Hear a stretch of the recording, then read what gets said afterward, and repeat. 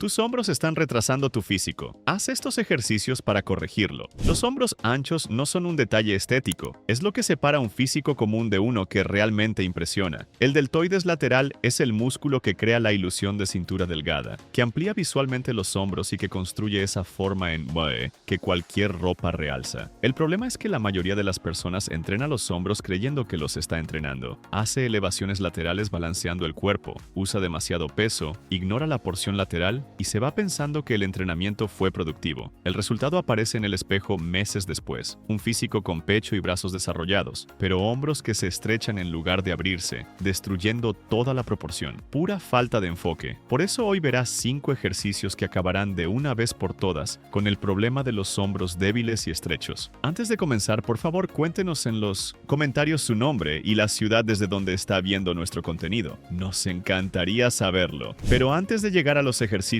debemos hablar de los errores. Sé que puede parecer más emocionante ir directamente a la parte práctica, pero la verdad es que de nada sirve ejecutar un excelente entrenamiento si sigue cometiendo los mismos errores de principiante que comprometen por completo el estímulo muscular. Un gran ejercicio ejecutado con fallas básicas entrega una fracción de lo que podría entregar. Un físico que no responde al entrenamiento casi siempre tiene un error técnico o de planificación oculto antes de cualquier deficiencia genética. Por eso, antes de cualquier movimiento, vamos a corregir lo que está saboteando su desarrollo ahora. Error número 1. Dejar los ejercicios de hombros para el final del entrenamiento. Cuando los hombros se colocan constantemente al final de la sesión, nunca reciben un estímulo de calidad real. Al inicio del entrenamiento, los niveles de glucógeno muscular están llenos, el sistema nervioso central está descansado y la capacidad de reclutar unidades motoras es máxima. Conforme avanza la sesión, todos estos factores se deterioran progresivamente, comprometiendo tanto la fuerza disponible como la precisión técnica en la ejecución. En rutinas que combinan pecho y hombros, el problema es aún más grave. El deltoides anterior ya ha sido ampliamente reclutado como músculo sinergista en los ejercicios de empuje y los tríceps, fundamentales en el press militar, llegan prefatigados. El resultado práctico es que los ejercicios de hombros se ejecutan con cargas reducidas, técnica comprometida y una capacidad de tensión muscular muy por debajo del ideal. Con el tiempo, esto significa que los deltoides nunca atraviesan un ciclo real de sobrecarga progresiva, ya que el punto de partida de cada sesión ya es deficiente. La solución más eficaz es dedicar días exclusivos a los hombros o, al menos, rotar el orden de los grupos musculares entre los ciclos de entrenamiento, garantizando que los deltoides aparezcan en primer lugar al menos en algunas ocasiones. Error número 2. Dejar que el trapecio haga la mayor parte del trabajo. Cuando el trapecio toma el control en los movimientos de elevación, la activación del deltoides cae de forma significativa. Estudios de electromiografía como el de Reynolds y colaboradores han demostrado que la elevación de los hombros durante la elevación lateral puede reducir la activación del deltoides medial hasta en 30 a 40%, mientras que la activación del trapecio superior aumenta proporcionalmente. Esto significa que, incluso realizando series y repeticiones, una parte considerable del esfuerzo no está generando tensión mecánica en el músculo objetivo. Sin tensión mecánica suficiente en el deltoides, la señal anabólica enviada a las células musculares es débil y la síntesis proteica muscular post-entrenamiento queda comprometida. La tensión mecánica es el principal mecanismo de hipertrofia y cualquier desviación técnica que la redirija hacia un músculo no objetivo representa una pérdida directa de estímulo adaptativo. En la práctica, entrenar años con este patrón resulta en deltoides subdesarrollados incluso con un volumen aparentemente alto. Reducir la carga, deprimir activamente las escápulas antes de iniciar el movimiento y desarrollar conciencia propioceptiva sobre dónde se está generando la tensión son los pasos fundamentales para corregir este error. Si nota que sus trapecios están más trabajados que los hombros al día siguiente del entrenamiento, es una señal clara de que este error le está ocurriendo. Error número 3. Subestimar el volumen de los hombros y realizar un volumen semanal bajo. El deltoides, considerando sus 3 porciones, es uno de los grupos musculares más grandes del tronco superior, formando prácticamente una envoltura muscular completa alrededor de la articulación glenohumeral. A pesar de esto, es habitual ver programas de entrenamiento que dedican 15 a 20 series semanales al pecho o la espalda y apenas 6 a 9 series directas a los hombros. Esta disparidad ignora una relación bien establecida en la literatura de hipertrofia. Los músculos más grandes demandan mayor volumen de estímulo para generar adaptación estructural continua. La recomendación basada en evidencia apunta a entre 14 y 20 series semanales distribuidas entre las 3 porciones, con atención especial al deltoides lateral y posterior, que reciben poco estímulo indirecto de otros ejercicios. El deltoides anterior, al ser reclutado en todos los movimientos de empuje horizontal y vertical, ya acumula volumen indirecto considerable durante los entrenamientos de pecho. Las porciones lateral y posterior, en cambio, dependen casi exclusivamente del trabajo directo y,